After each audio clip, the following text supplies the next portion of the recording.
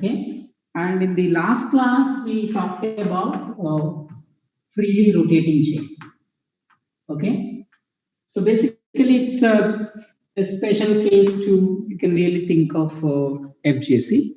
Okay, but what I suggest is that I'm not going to repeat that.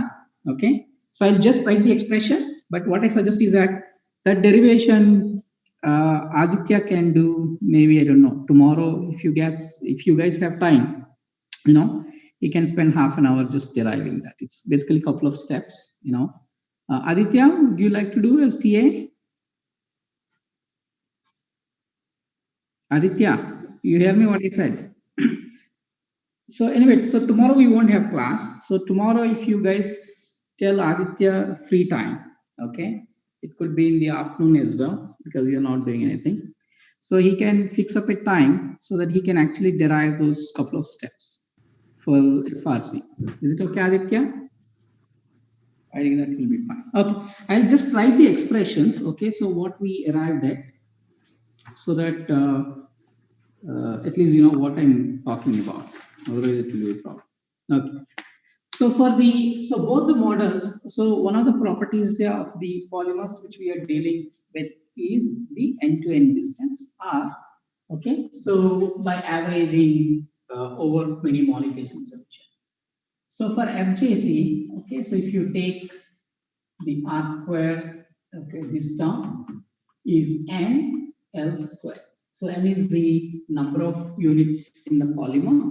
Okay, so we are assuming that all polymers exactly have the same number of monomers, and length is basically each segment or each monomer in that. So this is for FJC. Okay, and so here we assume that basically any two segments. Okay, so we assume that theta is not fixed and also diagonals are actually also completely free. Okay, and in the second case, so then we assume that if we, okay, so for FJC free, yes, theta is free. So for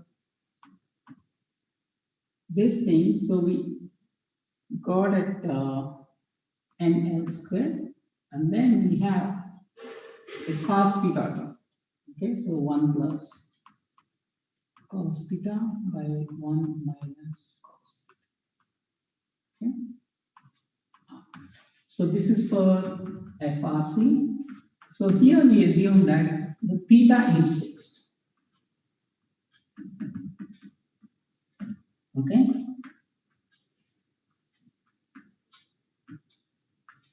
So in the freely rotating chain model, so we assume that so theta between the adjacent segments is fixed, okay, and it is constant throughout the chain. But however, the diagonals are actually free. So in that case, then we have a theta dependence. Okay, so that basically in both the cases, whether it is FJC or FRC, so your root means end-to-end distance, okay, square is proportional to the number of units. R is proportional to square root of n. Okay, so irrespective of this, this is one main conclusion which we made. Okay, so further complicate, let's say, if dihedrals are also fixed. Okay, so at a value, let's say 5. So then, so very similar to the theta, okay, of the angle. So we will get actually another term. Okay, so 1 plus cos phi by 1 minus cos phi. Okay, so in this case, both theta and diagonals are actually fixed. Okay, so 1 plus cos theta, 1 minus cos theta, and NL square. So in all cases, so what you need to appreciate is that, so basically the term depends on the number of units in the polymer. Okay, so that's the main assumption. Okay. So, but however, so this is true for these expressions are actually true for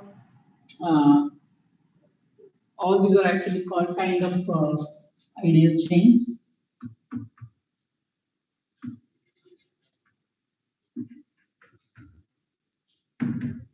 Okay, so where we are ignoring the interactions between the segments or between the monomers. Okay.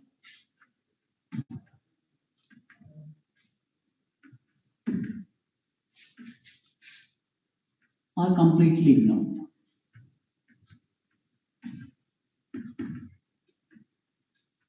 Okay, so because that makes the treatment easier. So you don't have to really worry about the specificity of the segments or the side chains in the case of polypeptides. Okay, because these expressions are true for any polymers. It doesn't have, they don't have to be uh, polypeptides. They can be any polymers. No. Okay.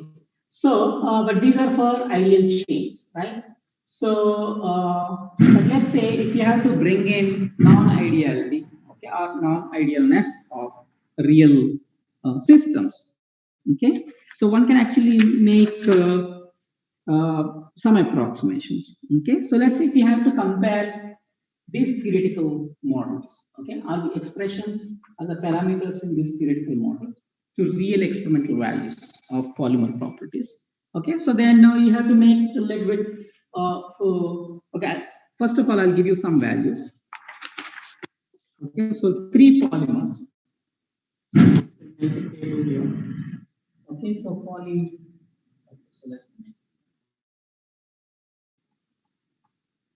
polyethylene,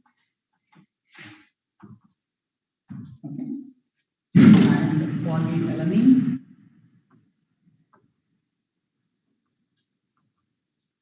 and double stranded DNA.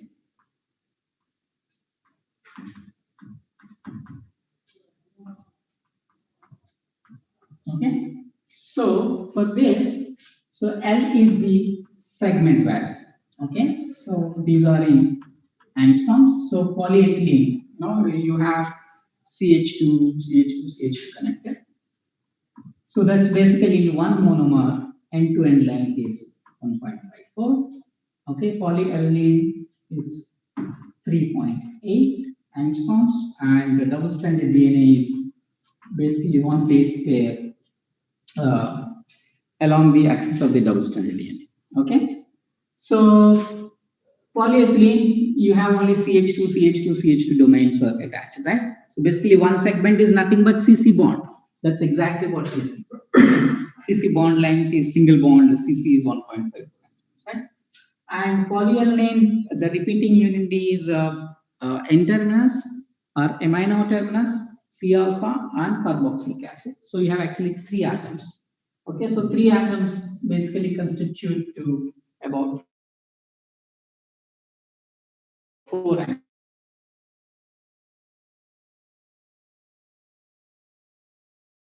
angstroms. Approximately, you can have, then you can just at the backbone, if you just calculate from C alpha of one amino acid to the adjacent amino acid C alpha, you will get exactly the point. And double-stranded DNA, again, from the structural properties, you can actually really see that. So what is the extension for one base pair along the double-stranded DNA axis? Okay, so that's LA, right? Okay, but however, so there is estimated. Okay, these are direct L values. Okay, but so this will be slightly different from L effective. Okay, so what is L effective? So let's say if you see this expression. Okay, so only for the ideal change it's N multiplied by L square.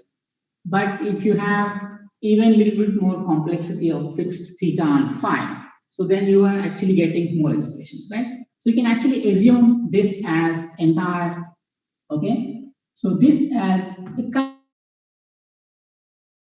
kind of effective length scale. So if you club all the factors, okay, which are imposed because of the constraints of the polymer. So if you club it into L, so then you have actually a term which is proportional to N, and this all this will be effective, okay, and this is square. Okay, so this is, so if you do that, so then this is the L effective. So the L effective now, okay, because all these are non-ideal chains. Okay, so for example, like in ideal chain, one segment can overlap onto the other, but in reality they cannot. So you cannot have adjacent CH2 overlapping with the other, and the same thing for anything. Okay, so then you get what's L effective length. So if you do that, so what you get is surprisingly the values which are very different from L based on structural property. Okay, so again, all these are in angstroms. So if you see these values, surprisingly, these values are very different from here. Okay, so if you see the polyethylene, one segment. Okay, if you really look at this structure, one segment is basically one CC bond with one. But if you measure experimentally, okay, so it's basically effective segment length is 12.4 angstroms. Means what? So the polyethylene, okay, act as a single segment rather than one CH2 unit. Okay, so basically now, so 12 angstroms means roughly, let's say about 7-8 units. So up to 7-8 units, you cannot really bend. Okay, so 7-8 units are actually bent. On an average, we are talking about. Means if you take a polyethylene chain, so you cannot really bend every unit. Okay, so that you have flexibility as indicated with the ideal chain. But a segment of roughly about 7 to 8 units, okay, is basically unbendable unit, okay, which gives basically L effective of this. But if you see polyalanine, okay, so we know that one peptide length, okay, along the backbone is about on an average roughly about 10 ml unit, okay, on an average. You see the double stranded DNA, it's even much larger, roughly about 50, more than 50, about 70, 80 units. Okay, approximately, let's say 100 units act as a Sir, I had single a doubt. unbendable unit. Meaning, yeah, just a minute. So,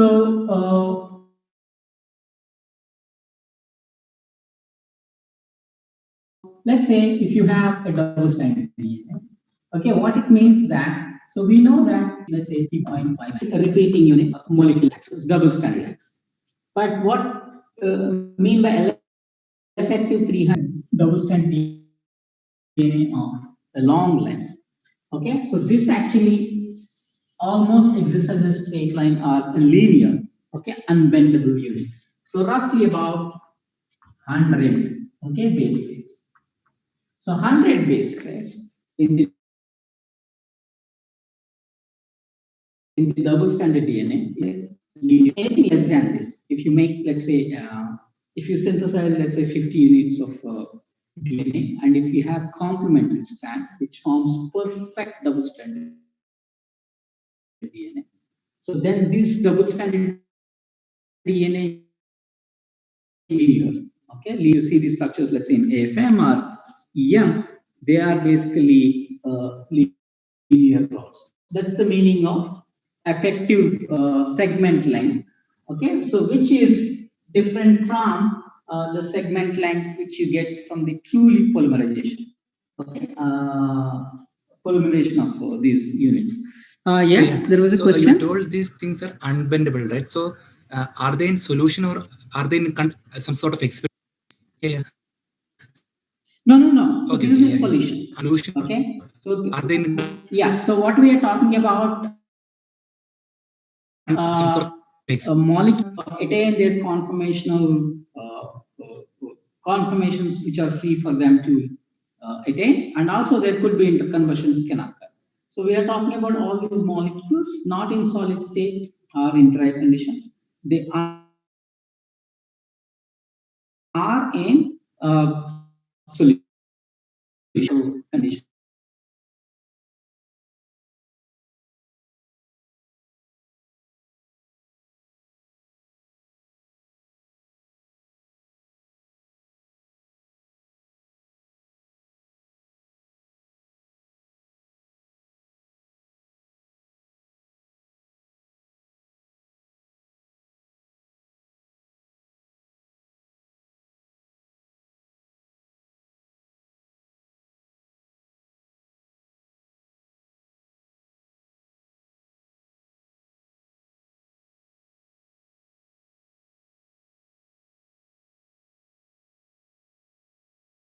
less, we added only the theta is fixed.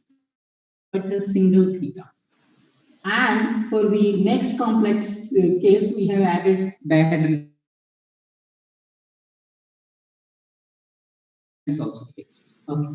These kind of, though in alanine and ethylene, basically the monomeric unit is constant, remain repeating R, it's a homopolymer.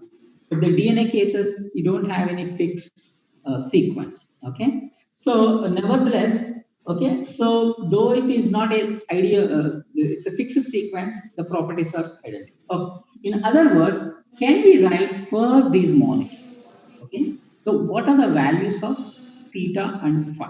That's what actually you are. Yes. Sir, am I audible?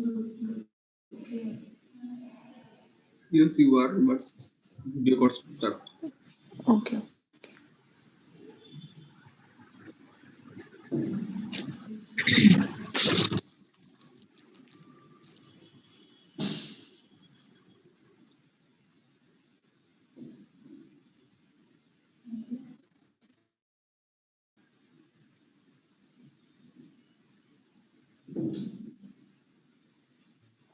Yes, Yeah, yes. yeah, for everyone. For everyone, yes.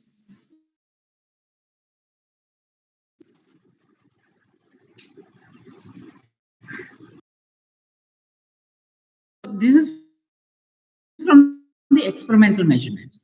Okay. Yeah, but this what we are doing is that in this case we are dividing L effective by L. We are getting roughly 100. So you're saying that this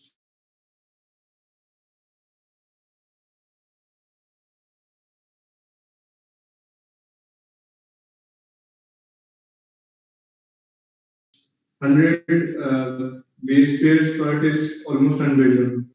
So then you can really visualize the long DNA molecule. Okay. So in the case of polymers, okay. So how do you actually define the segment? The segment L is unbendable. Okay. So this segment is actually a tiny dot. Okay. So that is unbendable. But if you extend any length from here, okay, so you make it double. Okay, you walk on either side. Let's say you make it double or triple.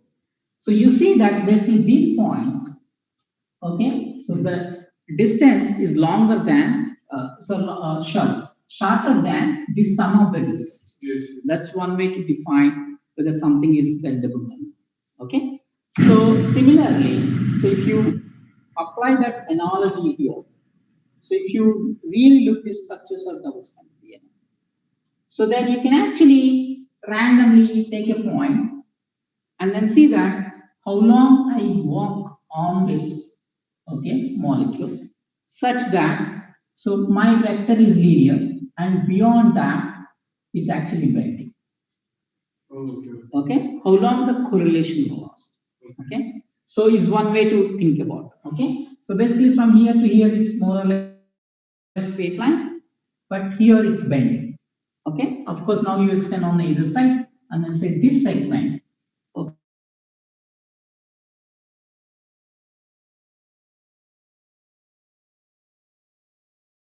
Okay, now is leading.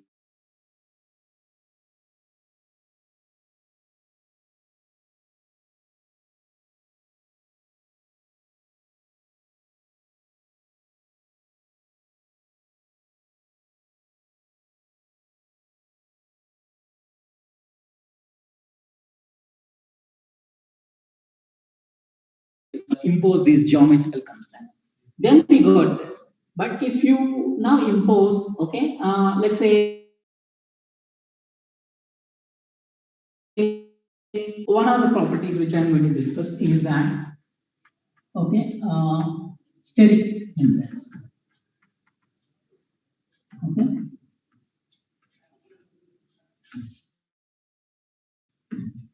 So obviously each monomer occupies some space. Okay. So in the ideal chain case, actually one domain can actually overlap. but in reality, because of the steric effects, so they cannot occupy the same space. Every unit, okay? So every unit has a steric interaction. So within that space, the adjacent domain cannot come in, okay? Cannot come in. So this imposes that the adjacent domains can actually have only certain length. So this actually imposes that the length of the second adjacent segment should be far away than the ideal chain. So if you apply to individual segments along the polymer, so the overall length or the overall end-to-end length of a polymer is always longer for real chains compared to the ideal conditions. Okay, so that actually elongates. But you have attractions. Okay, inter-segment attractions. We don't have to talk about the repulsion. That's basically one is steric, second it could be charged. But intersegmental attraction means that, so this segment, okay, somehow, let's say if it is negatively charged and this one is positively charged, they would like to be close to each other. Okay, so now this imposes conditions that the adjacent unit needs to be really in the proximity. Okay, so rather than far away from this. So this intersegmental attraction, if it is has, makes the chain shorter than what's applicable for the ideal chain. So these are actually counteracting, okay, forces, okay, counteracting forces.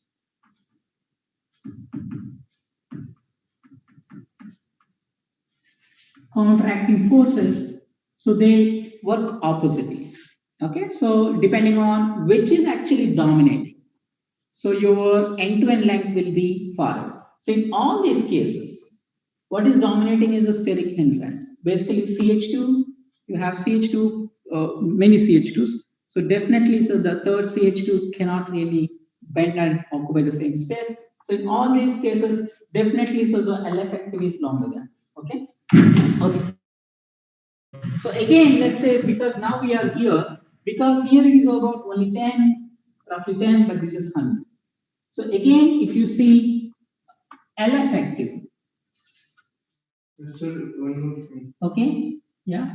Sir, this assumption that it will go in a straight line and then bend, I'm confused about this because there for a particular polymer there will be a set of theta phi, whatever the constraints are. Okay. So the end-to-end length and the chain might not overlap. I mean, the chain might exist in a different trajectory compared to that shortest end-to-end distance. No, but we are talking about on an average. So you can always find molecules where, okay, one might be shorter than this. Yes, yes. Okay, so one might be shorter than this. But again, you might find molecule where this one is much larger than this. So we can say that this is the average length, yes, which is unbendable. Correct, approximately. Okay, so by averaging over many molecules, and even if the molecules are really long, you are averaging across the length of the molecule. Okay. So what we learn from here is that if the effective length is only slightly larger than L, then it is kind of flexible. But however, if L effective is much larger than, let's say, L calculated from the theoretical structure, so then you have basically a longer and okay, so linear molecules. Okay, so that's basically DN. So one thing that I'm confused about. Yeah. Is that let's say I have DN. Yeah. So I have the length of each monomer. Yes. So it's not that exactly after 100 monomers, up to 100 monomers, it will be straight and suddenly it will bend. No, it's not like that. So it's like it's bending, each of the monomers will slightly bend and then it will. Exactly. So that's how to exactly calculate L effective. Yeah. So let's say if you start here, okay. So more or less till here linearity existed, but if you take from this point, so then it will exist till this point. Okay. So from here, it is, okay? So we are not really talking about freely jointed chain. Okay. What you just said is freely jointed chain, where actually the segments are fixed. Okay, only the intersegmental link is bendable. But these molecules are not like that. So these are continuously, okay, so they can have kinks, they can have linear, they can have slight bend, etc. Okay, so these are what is called continually flexible molecules. Okay, continually or continuously, okay, flexible.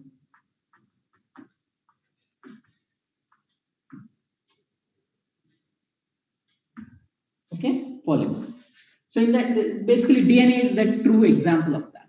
But in the case of polyethylene, you can have sudden kink because it's only CH2. Okay, you can have suddenly one CH2 bending. Okay, so if you take that tetrahedral geometry, okay, you can have sudden kink. But DNA is not. Okay. So there is one difference then between DNA. So this is called continuously flexible versus, let's say, polyethylene.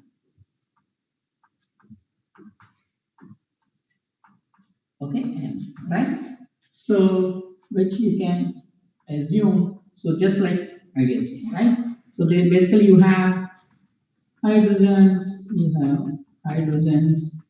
okay, and you can have CH2, okay, you can have CH2, you can have CH. Okay, so like that, you can really change the chain, something like this. Okay, so this kind of structure is not possible in DNA. Okay, so for that reason, so people actually in DNA field, so they here, this is basically, you can use FJC, FRC, where basically this unit is L, right? And also you can have actually sharp kinks, right? So that's actually very close to FJC. But however, in double-stranded DNA, okay, it's very rarely it actually bends like this. Okay, so this is not really absent because double-stranded DNA, right? Because if the perfect pairing is there, of course there is a mismatch, or if there is a nick or etc., it's possible. But otherwise, this is not. So people actually now consider, okay, in DNA field that FRC or FJC is not the true models to even begin to think. Okay, so they do what is called worm chain.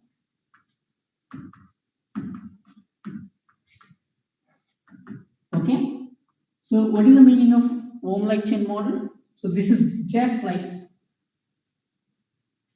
okay,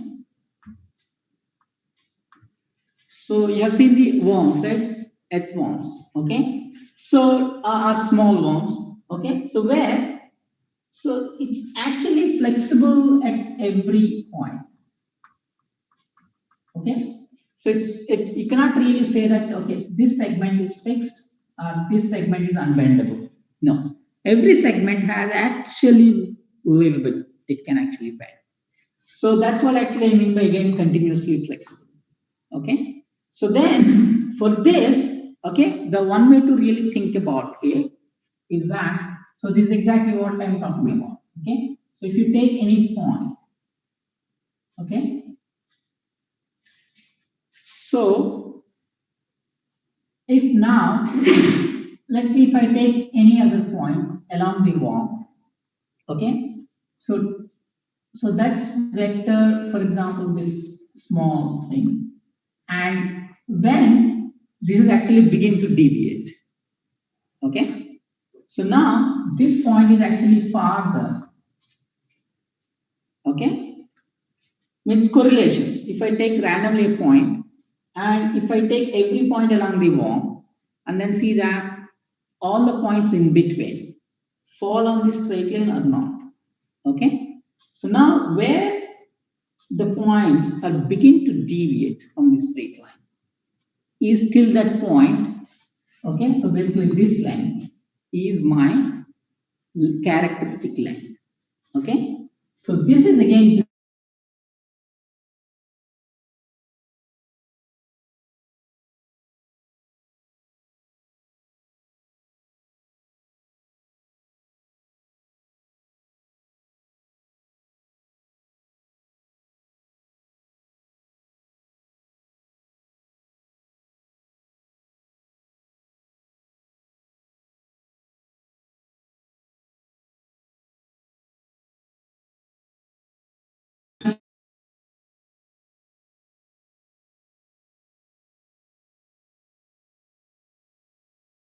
define a fixed segment. Okay, but the segment itself is actually bendable. So this segment itself is bendable. So there is no fixed L, but that bendability actually changes depending on how long you take the segment. The longer the segment, of course, you see the bend, but shorter segments you don't really see. But nevertheless, these segments also have small bending, okay, modulus. But then how to think about this? Because here it is easy, you fix L and then you worry about n times L or whatever it is. But here you can't really put segments along the wall. But what you do is that, okay, so if I take randomly one point, okay, and then I walk along the points along the segment, if they are in the straight line, okay, so basically then I would say this length is up to which, okay, so my points are walking along the straight line, but beyond that they are actually beginning to diverge. Okay, so this is basically looking at the correlations, how long the correlation lasts on the wall. Okay, so this L is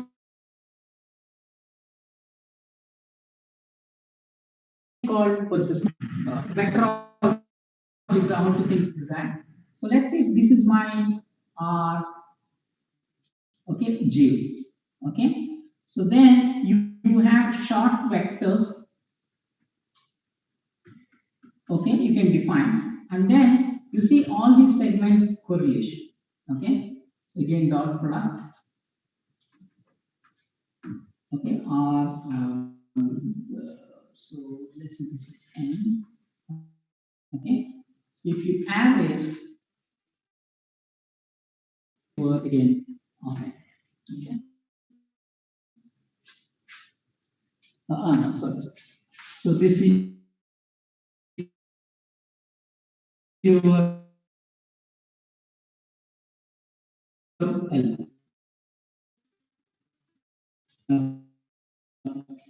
So then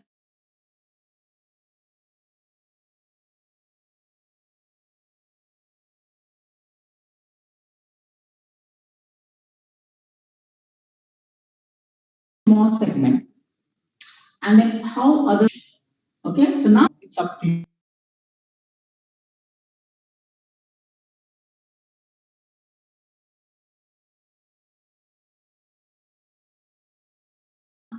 Okay, beyond this value. Okay, so then all these terms, okay, of that will be 0. All these terms of that will be 0. But again, we are talking about average over many molecules. Okay, so this is another way to really think about the persistence length. Okay, and so one can actually derive the parallels between. Okay, so this I put as Will there be a root over it? Because in the dimensions, length, it's a length, no? yes. So So yes, okay, so small correction, so you don't need the square, but then you divide this by,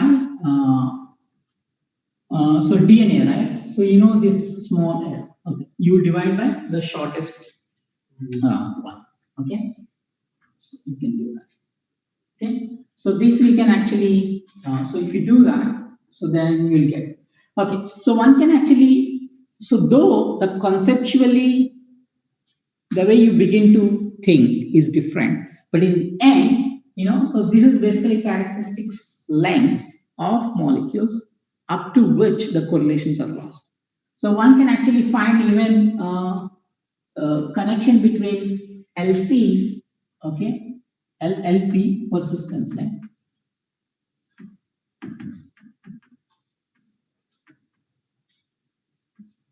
Okay, RL typically that's written as L effective. Okay, R L effective is actually Kuhn length.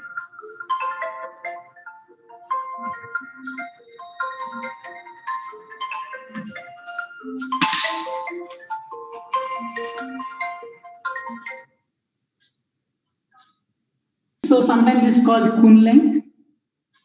Okay, so the relation between So that's an which one? So this one is average. Average over many molecules.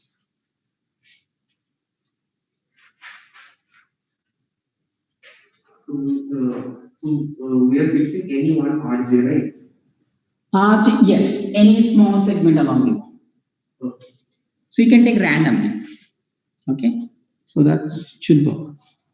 So this distance magnitude will be the base pair distance only. Yes, this small L is base pair. No, not that. This RJ, this length. No, RJ is basically a segment. You take a segment. So the straight part, straight. Yes. Because that you are sure for, so definitely that's, it can't be anything smaller than L. Okay, so anything longer looks straight line, but it cannot be really long where actually, so this, for example, you can't take this unit because it's already bent. Okay, so one can actually again derive the parallels between these two, okay, and one can actually compare, for example, let's say how this value calculated using this method, okay, would be approximately, let's say if you assume that the molecule also behaves like this, so then you get a relation between LP and L effective like this, okay, so 2. Yeah. So sometimes it's called, so if people, let's say, report persistence length, then you can actually always approximately convert that to Kuhn length is basically multiply the persistence length. Okay, because sometimes people report Kuhn length, that's basically L effective. Sometimes they report LP. So typically for the DNA molecules, we'll use this persistence length. Okay. So that's why you say that DNA is basically linear molecule. So let's say if it is 300 angstroms, means like 30 nanometer. So basically, if you take really long segments, okay, so DNA is basically more linear than protein molecules. Proteins, most of the time, they're actually globular. Even if you are, in terms of the size, much larger than double-stranded DNA, but they exist as globules, okay, and of the order of few nanometers.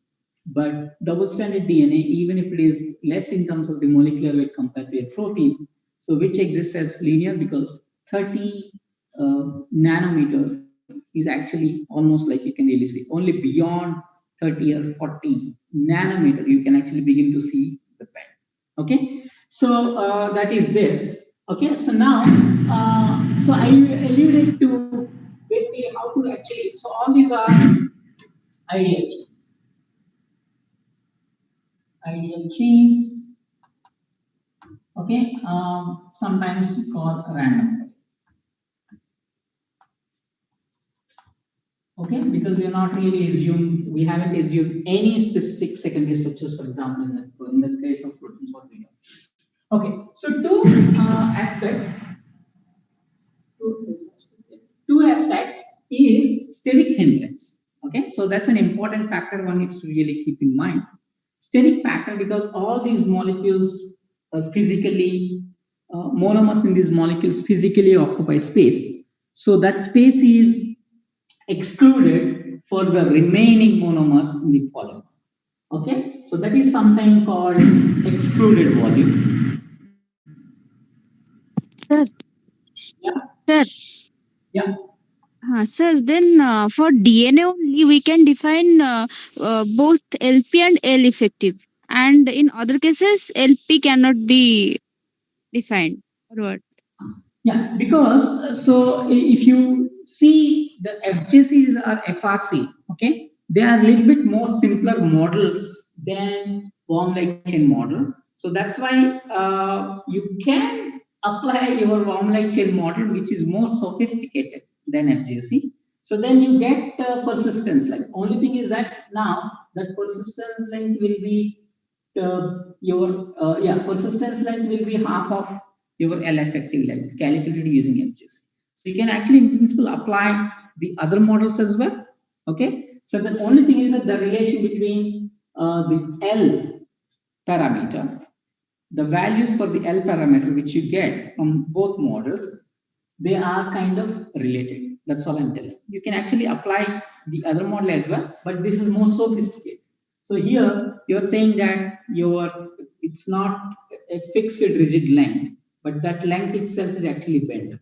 Okay, so this is basically a little bit more sophistication is there in the model than the simpler rigid element. Okay, so I always tell like this. So you have this chain of I don't know if you have seen in my childhood, we used to see the dog chain. You have actually flexible links. So they are actually linked to one another. So that is a kind of fixed length. But then these fixed length, these are rigid. They are not bendable. So that's basically FJC or FRC. But then you can have a chain, okay, where let's say made of instead of the iron thing, you can really make let's say rubber thing. But this rubber, these small segments themselves can really bend in principle. So then you need to really apply to this. Okay. So for example, like say any tube, plastic tube, so you can actually apply, let's say long water tube. Okay. So then you can actually apply the warm light chain model because you can actually bend everywhere. But however, if you have a fixed, let's say chain with fixed links, then it is FJC. Okay. So one of the effect we have to bring in is steric effect because these molecules where the monomers occupy space, so the other monomers cannot really occupy that space. This is true for every monomer. So basically the chain, okay, so now have less number of conformations compared to the ideal chain. So this is called excluded volume. Okay, so this volume is not available for other monomers to occupy. Okay, so this makes chains longer. Okay, this makes okay L is, I mean, how do I put it? End-to-end length. Okay, so our end is always okay, so longer than. Okay, so let's say, let me put it like this, just experimental one, a real one. Okay, so longer than theoretical, let's say either FGC, RFRC, whatever it is.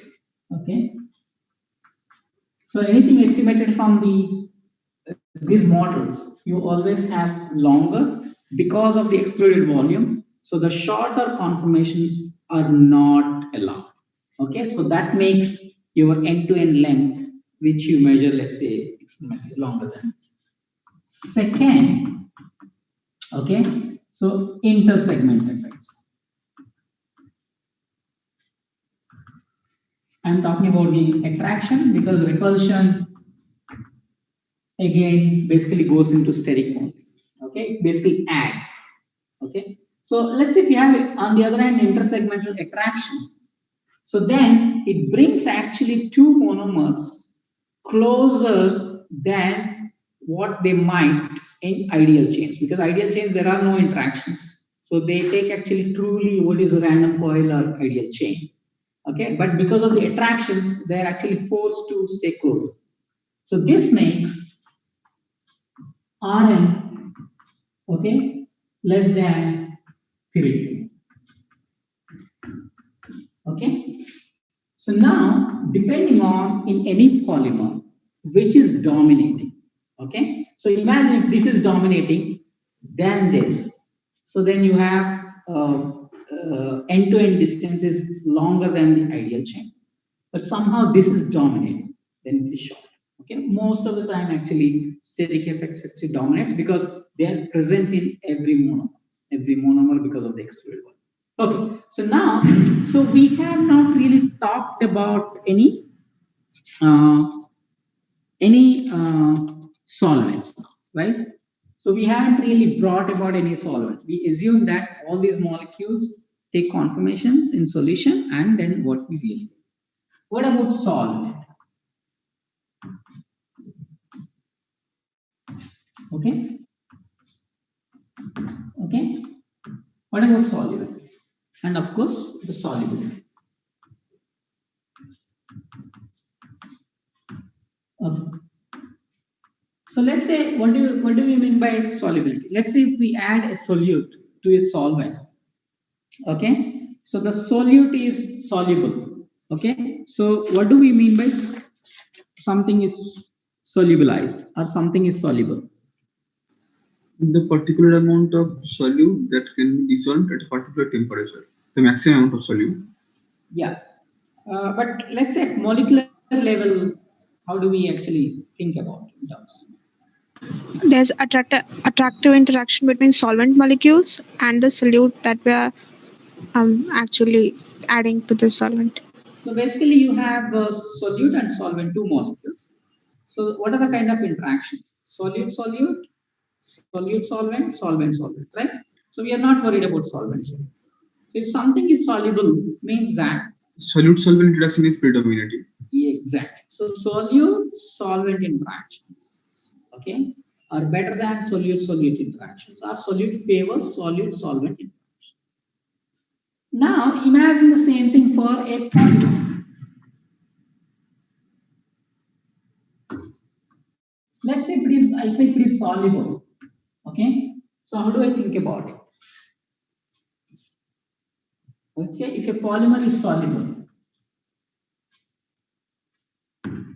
Okay, so I have to bring in now the solvent molecules.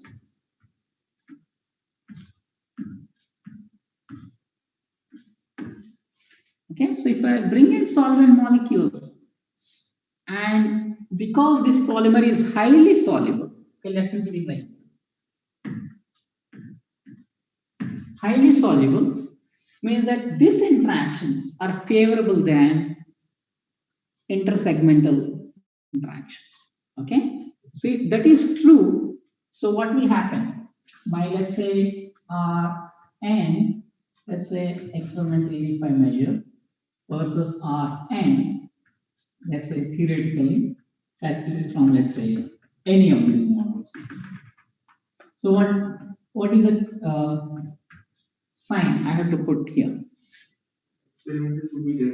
Experimental should be higher than this. Okay, so because now, so the intersegmental interactions are less favorable than segment water interactions, sorry, segment solvent interactions. So this is normal. Okay, so this solvent is called a good solvent.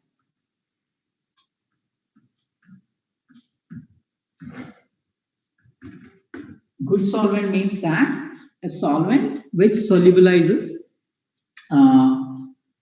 these solutes, in this case the polymer. Okay, so now we begin to apply what we measured as parameters to real applications.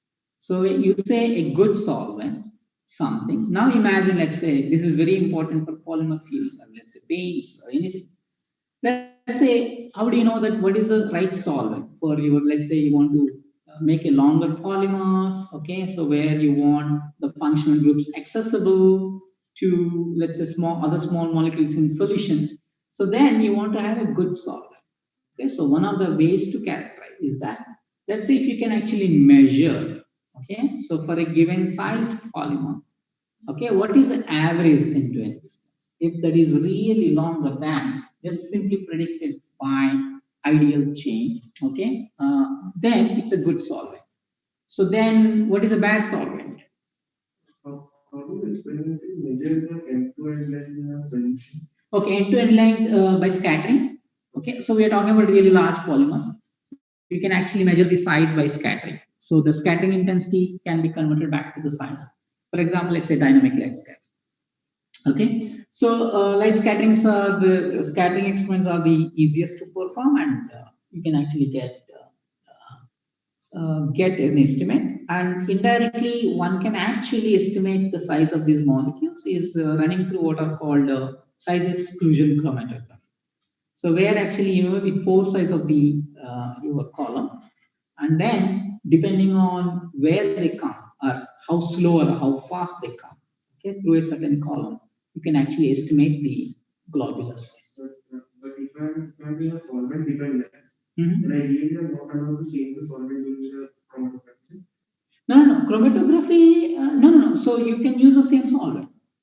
Say, let's say you have solvent 1 and solvent 2 polymers, you just run. And then finally, let's say all the column properties of pore size are constant. So now you simply say that, okay, in one solvent 1, it comes at, let's say, 5 minutes. In solvent 2, it comes at, let's say, 10 minutes. So the one which comes at 10 minutes is actually longer. Okay, so the one which comes at shorter one is actually compact. Okay.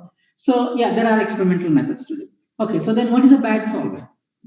So bad solvent is where actually the solvent segment interactions are not favorable, but segment interactions are favorable.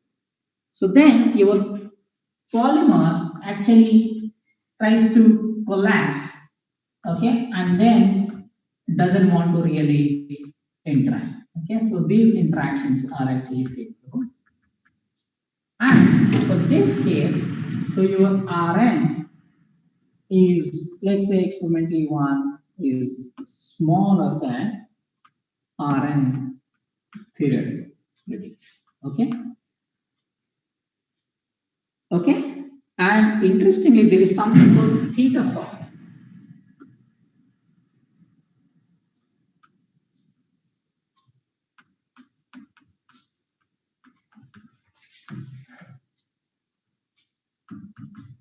Okay, so theta solvent is a solvent where these two steric effect and intersegmental interactions are actually balanced. So they're balanced such that your Rn experimental is similar to Rn theoretical value. Okay. Mind you, both are present, both steric effects are present. You cannot get away because excluded volume. But however, so your segmental attraction is actually balanced such that somehow if you measure, the size is very similar to what's expected without these two effects. So those solvents are actually called theta solvents. So where actually the properties of these conformations are similar to what's expected in ideal solutions. Okay, I think that's okay. So one simple special case is that. So we have to really think about again distribution of sizes, distribution of Rn. Okay, so end-to-end length distribution. Okay, so you. Sir, I have a question. Yes. So, sir, this theta solvent, does it varies from polymer to polymer, or these are fixed solvents? No. So this is depends on the molecule. Okay, Okay, sir. if you have it's not fixed. It's not just one solvent for all polymers. So it's Okay. basically every polymer will have a solvent depending on its polarity. Okay, so it will be different. Okay. Okay, sir. Okay, So sir. Sir, I have a yeah. question. Yes. Sir, in case of good solvent, okay, Rn experimental value is greater than that theoretical. But in case of bad solvent, what lead their interaction to become higher so that Rn experimental is becoming lower than that of the theoretical value? So in the bad solvent, the solvent segment interactions Yes, but are less. Yes. Okay, solvent interaction is less, but what lead their interaction, the polymeric interaction becomes higher, so that they are the Rn experiment value is lower. So what leads that interaction becoming higher? For example, that's what I'm saying. Let's say if you have imagine, let's say if you have a hydrogen bond forming side chains, okay, in these monomers. And let's say if your solvent somehow doesn't support that hydrogen bond formation. So then your segments want to satisfy that hydrogen bonds, okay, and which is not available with this solvent.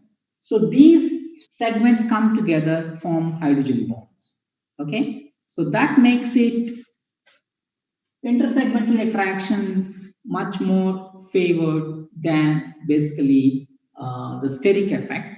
So on an average, these molecules are actually more compact, okay, because they don't want solvent. Okay. Another scenario is, for example, let's say if you have a lot of hydrophobic side chains on a polypeptide, and then if you put that in water, so you have these hydrophobic side chains do not want to interact with water, but they want to interact with other hydrophobic side chains. So then you have this collapse. Okay, this hydrophobic collapse results in kind of water bad solvent for that polypeptide. Okay, so these are the two scenarios. And what makes, because of the compactness, then let's say without these interactions they would have been slightly expanded, but because of this either hydrogen bond interactions in a solvent where it doesn't support, or hydrophobic collapse in, let's say, aqueous medium, in both cases it makes actually the polymer, okay, to occupy less space because of these interactions than what it would have been in ideal conditions. So in both scenarios, make the overall size of the end-to-end distance actually less than the theoretical prediction. Then, sir, Okay. in case of theta solvent, the polymers do not have that kind of interaction, hydrogen bonding interaction and all. No, that's what I'm saying. So again, coming back to, let's say, balanced. Okay. So now the sterics are actually balanced between this. Okay. So let's say if you have a polymer chain, okay, which forms some interactions between the side chains, but also some side chains which like the solvent. Okay. So then these are really balanced. Okay. So the parts of the polymer which do not like the solvent come close to each other. But however, some parts of the polymer which actually like solvent. Okay, so now these are balanced, right? So basically, the parts of the polymer, okay, which like solvent, are balanced by the parts which do not like. So both effects. So Yes. the parts which don't like the solvent make the polymer compact. The parts which like the solvent make the polymer expand. So now if these two effects are actually balanced, okay, so then overall, okay, the specific conformations will be different, but overall average conformation, okay, the sizes of those conformations are very similar to as if there is no solvent effect at all. Okay, sir, Okay. I got it. Yes, sir. So this is very true for polypeptides, because polypeptides come with side chains which don't like water versus which like water. So depending on now what are the fraction of amino acids on your polypeptide chain, you can really think of water as a good solvent or a bad solvent. Imagine, let's say if you have a polypeptide chain where you have all ionic or polar residues. So then actually the chain is actually solubilized. Basically all side chains are actually exposed to water. But on the other hand, if you have, let's say, polymer rich with phenylalanine, okay, or maybe even tyrosine or tryptophan, okay, or valine, isoleucine, you name it, then it just wants to be compact in solution, okay. So now the water can be a good solvent, a bad solvent, or a theta solvent, depending on the polypeptide composition. Yeah, so while explaining the good solvent, you told that if I want pressure, the polymer is functional to react as if a good solvent for the reaction. Yes, solubilized, yes. Yes. wouldn't the good solvent clean the functional groups? Wouldn't it stop the reactant from approaching the functional group? I'm sorry, what? Good solvent? So let's say I have a polymer. There's a OH2. I want to make OL. OL. Or OME. OME, okay. For some experiment. Yeah. So now I select water because the OH group will be good. Exposed. Will be exposed. But now if I want something, let's say methyl lithium or something. Reactant. Then in such case, won't the OH group be kind of screened with water? So that the methyl lithium or whatever is the reactant cannot. Yeah, but what you have to really see is that it's solvent is, let's say if you have one solvent molecule, it's not fixed.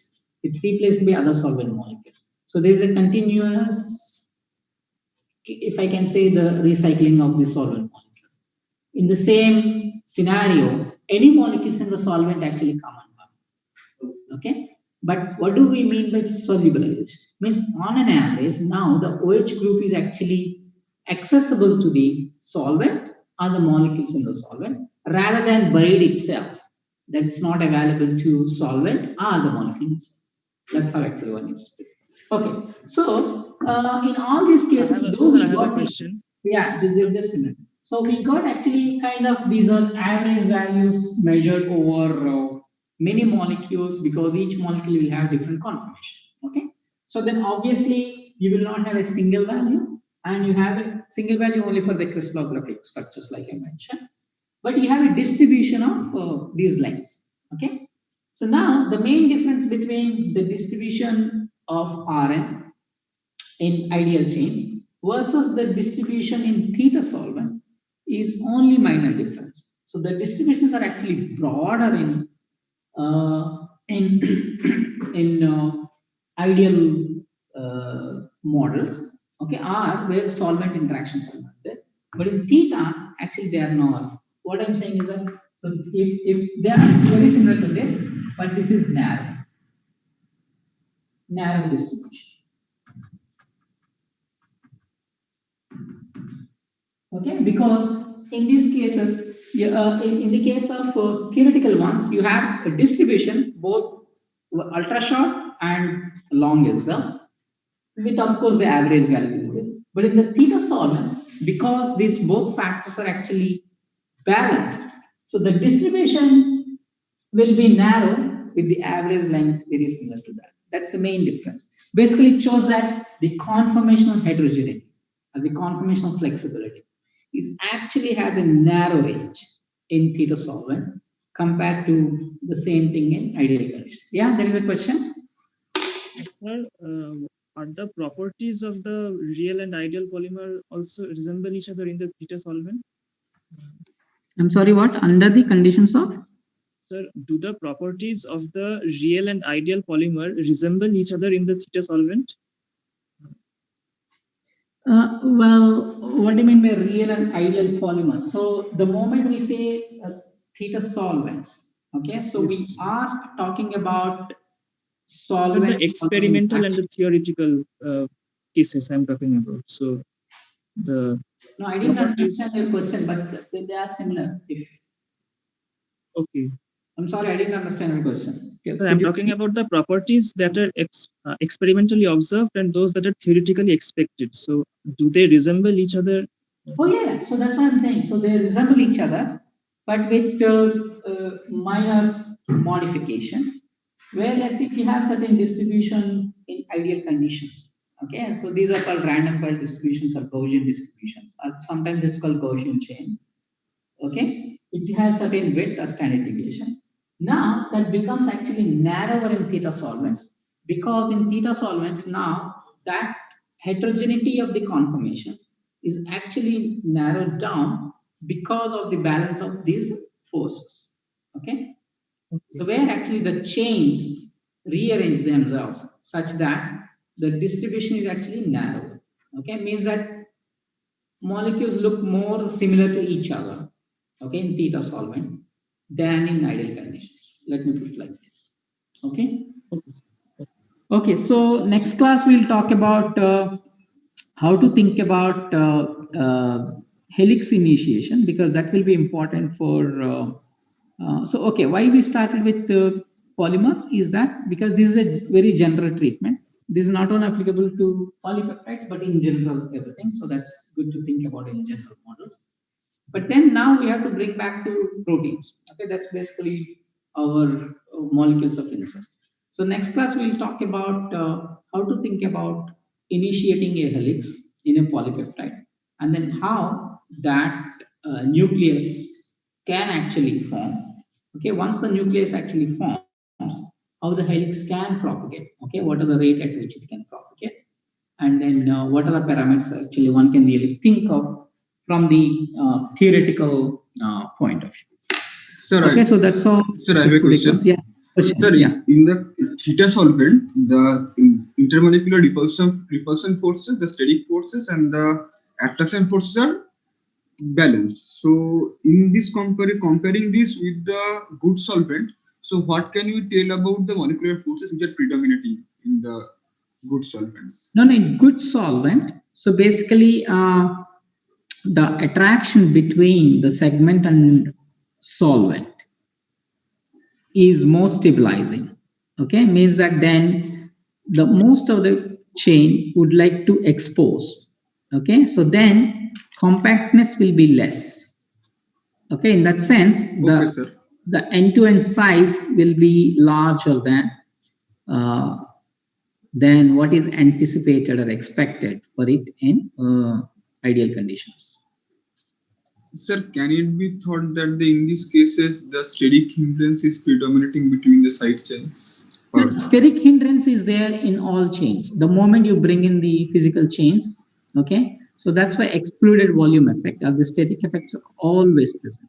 Okay, but what we are talking about, we are not really going to that limit. Okay, we are not really talking the limit. For example, let's say, imagine if you can make for a given polymer the compact spherical molecule or the globular molecule. So that's your steric limit.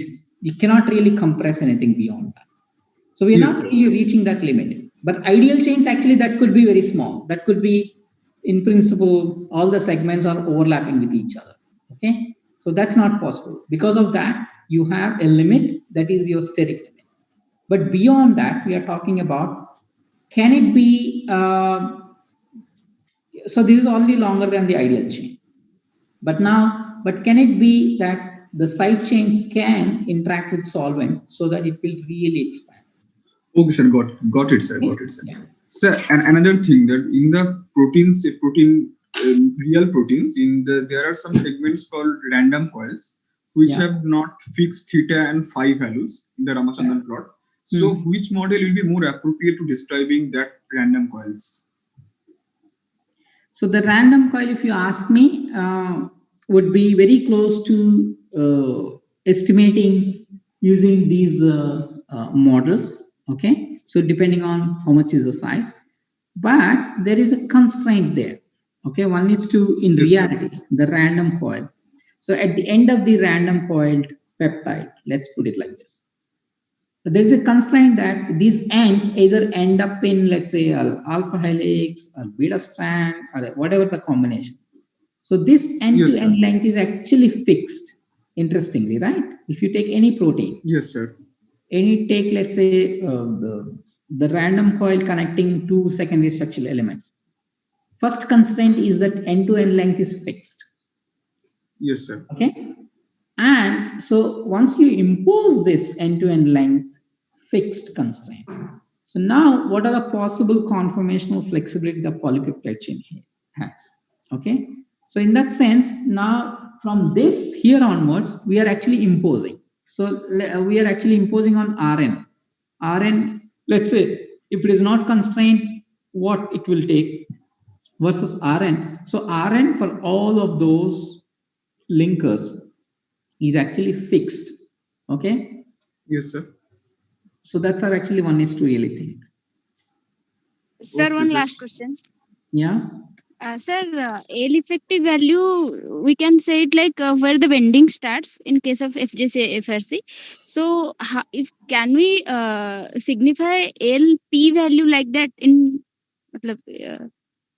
that term? in any No, no. terminology? Yeah. No. Both are, only thing is that it or what you really get at the end, depending on which model you have been using. What I'm saying is that both models can be applicable. Okay. So only thing is that their assumptions are slightly different. In one case, you think that there are fixed rigid elements connected by a flexible linkers. In another case, you don't really assume any fixed segments, but then continuously that segment is actually moving along. Yes, sir. Okay, But along what the I'm polymer. talking, But only thing is that only thing is that you get a value in the after you estimate. Okay, you get a value. What I'm saying is that so both are actually related depending on which model you use. Both are actually interconnected. That's all. okay, so what I was saying, mathematically LP can be said, but can we term LP like we say L effective? That's where bending starts like that. No. That's what I'm saying. So it's on an average that value, So it's not that exactly you take, let's say, a point on a Okay, polymer, and then you move for a distance of L effective. You can't say just, okay, the bending begins only there. Okay. Some molecules, it might be slightly longer. Some molecules might be slightly less. So we give the example of DNA. Okay, sir. So it says that 30 nanometer. Okay. So it doesn't mean that all molecules you begin to see exactly at 30 nanometer, the bending begins. No, some molecules might be slightly longer. Some molecules might be slightly less. Okay. Yes, Mind sir. you, this might depend on the base pairs as well. So Yes. for example, like GC, you have 3 hydrogen bonds versus 82 hydrogen bonds. So this bendability might be affected by, if you have, let's say, higher GC content, I would expect to be persistence length needs to be slightly longer than 80. But this is only very minute differences we are talking. Okay. Okay. Okay. Yeah. Sir. Any Sir, other in the question? last I did not Yeah. get that. The RN values you said they are fixed. RN value for the random coils, right? For the random coils, the RN values are fixed. Okay. So I am talking about the values, what okay. model should one use to calculate that? No. So both are I'm saying both are equally applicable. Only Like thing if is slight difference in the assumptions. That's all. Okay. So two contrasting examples: polyethylene and DNA. Polyethylene, more or less, actually, you would like to think that as the FJC, freely jointed sir. chain, because your carbon-carbon bond is not bendable, right? Yes, sir. It's absolute linear distance of 1.54 angstroms, very small. Okay, but Yes, sir. after, let's say, third or fourth segment, you can actually change the dihedral, okay, very freely, right? Yes, sir. Just after third or fourth segment we are talking about. Yes, sir. Okay, so there I would apply FJC or FRC because it's more close to that assumption. Yes, but sir. if I talk about double-stranded DNA, okay, so roughly, let's say, one base pair, okay, projection along the molecular axis is about 3.5 angstroms. But let's say even if I go after 5-4 segments of this, or 5-6 base pairs, okay, times of this one base pair length, let's say even Yes, sir. 10 nanometer. So then I don't really see the bending, right? So then Yes, I would sir. begin to assume that that's more like worm light chain model. So I would apply Yes, that. sir. Okay. Yes, sir. But both models can be applied. Okay. Only thing is that the parameters you get you need to keep in mind, because both are written as L. Sometimes they don't give you the subscript. They say L, but I used FJC. I get L, but I used worm light chain model. Okay, Okay, but sir. you should be able to interconvert. Okay, so which model has been applied? Okay, next. Okay, sir. Got it, sir. Yeah, any other question? Okay, that's all, I guess. Okay, see you on Wednesday. Wednesday we will begin helix initiation and nucleation and mathematical treatment of how to actually predict helix properties. Okay. Bye. Bye, sir. Bye, Okay, sir. bye-bye. Thank you.